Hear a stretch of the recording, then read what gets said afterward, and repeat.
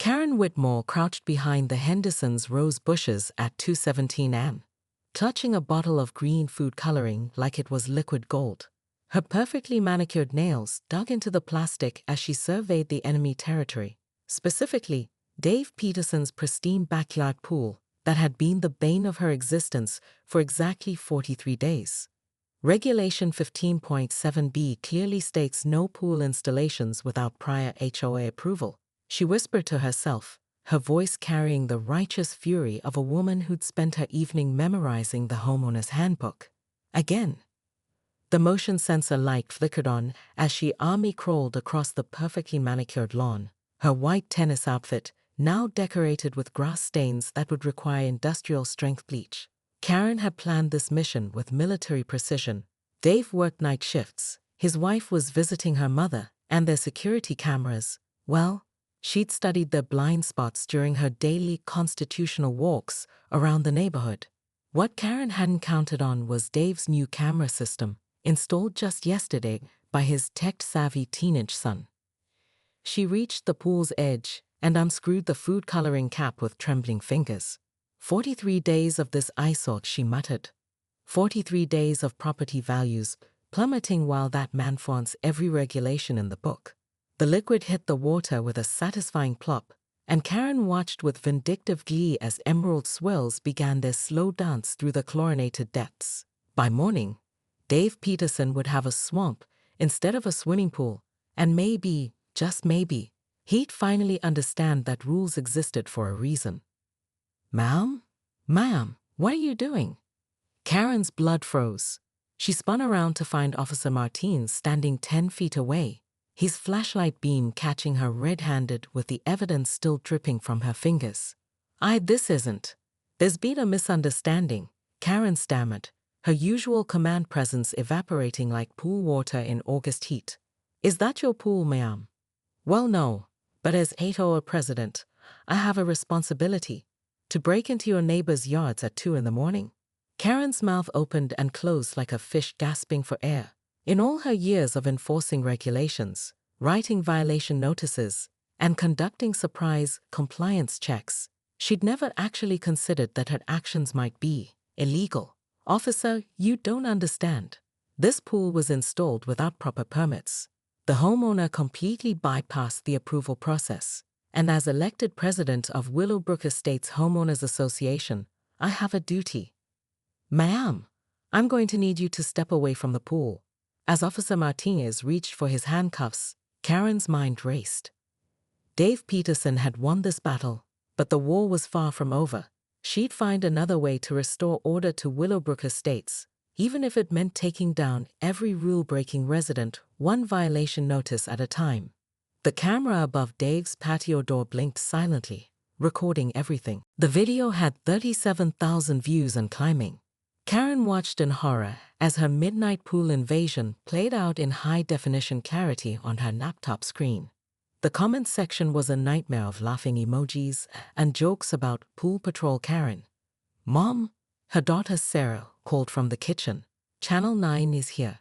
They want a statement about your pool thing. Karen closed the laptop with a sharp snap. In 24 hours, she'd gone from respected community leader to internet meme. But as she straightened her blazer and checked her reflection, she realized something important. Viral fame was just another kind of platform. The reporter was young, blonde, and clearly trying not to smirk as Karen approached the front door. Mrs. Whitmore, can you comment on last night's incident? What you're calling an incident, I call community service, Karen said, her voice carrying the authority that had won her 6 elections. For too long, homeowners have believed they can ignore community standards and property maintenance requirements. But you were trespassing. I was protecting every resident's investment in their home. When one property owner decides rules don't apply to them, it affects everyone's property values. The camera kept rolling as Karen warmed to her theme. Years of board meetings and neighborhood disputes had prepared her for this moment, even if she hadn't known it. The Peterson pool represents everything wrong with modern community living. No consideration for neighbors, no respect for established procedures, no thought for long-term consequences. The pool has proper city permits. City permits are the bare minimum. Community living requires higher standards, mutual respect, and adherence to the social contract we all signed when we chose to live in Willowbrook Estates. By evening, the interview had been shared across 3 news stations and gained its own hashtag, #PoolPatrolKaren. But something unexpected was happening in the comments. Mixed in with the mockery were voices of support. She's right about property values. Every neighborhood needs a Karen to keep standards up. My hero president doesn't care about anything. At least she's fighting for her community. Karen's phone rang. The caller ID showed a number she didn't recognize. Mrs. Whitmore, this is Janet Phillips from Channel 7. We'd like to offer you a regular segment on our morning show. Community Standards with Karen. What do you think? Has Karen considered the offer? She glanced out her window at Dave Peterson's backyard. The pool was still there, still unauthorized in her mind, still representing everything wrong with modern community living. But now she had a platform. Now she had a voice that reached beyond Willowbrook Estates. I think, Karen said slowly, that sounds like exactly what this community needs. Across the street, Dave Peterson was installing a privacy fence. But Karen's attention was already shifting to the Johnson house, where she'd noticed some very questionable landscaping choices that definitely violated the aesthetic guidelines. The war for community standards was far from over. It was just going viral. Behind her perfectly maintained garden, Karen's phone buzzed with interview requests, speaking opportunities, and book deal inquiries. She'd lost the battle, but she was about to win something much bigger. The camera on Dave's patio door continued blinking, but now Karen was the one being watched by thousands. Karen sat in the holding cell, her grass-stained tennis outfit a stark reminder of how spectacularly her midnight mission had failed. The fluorescent lights buzzed overhead as she plotted her next move. Because Karen Whitmore didn't surrender, she strategized. Mrs. Whitmore, Officer Martinez appeared with a clipboard and a bemused expression. You're being released on your own recognizance. Your husband posted bail. Harold stood in the lobby looking like he'd aged 5 years in 5 hours. His usually immaculate hair stuck up at odd angles, and his pajama shirt was buttoned wrong.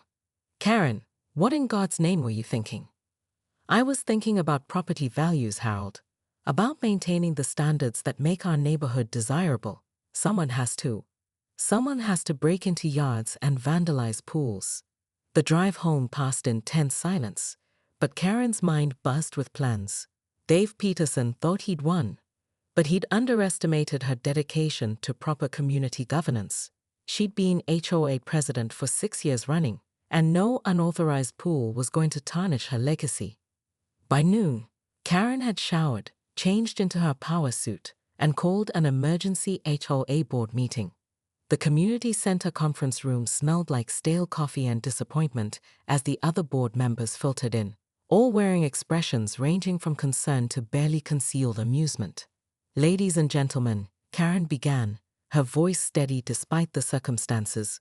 We face an unprecedented challenge to our community's integrity. Karen, interrupted Mrs. Chen, the treasurer, you were arrested for trespassing and vandalism. Maybe we should discuss. What we should discuss is the Peterson pool situation and how we allowed it to reach this point. Karen clicked to her first PowerPoint slide, regulatory compliance and community standards. She'd been working on this presentation since 6 a.m. The pool is properly permitted, said Jim Walker, the newest board member. I checked with the city this morning. Karen's eye twitched. City permits are insufficient. Our HOA bylaws clearly require.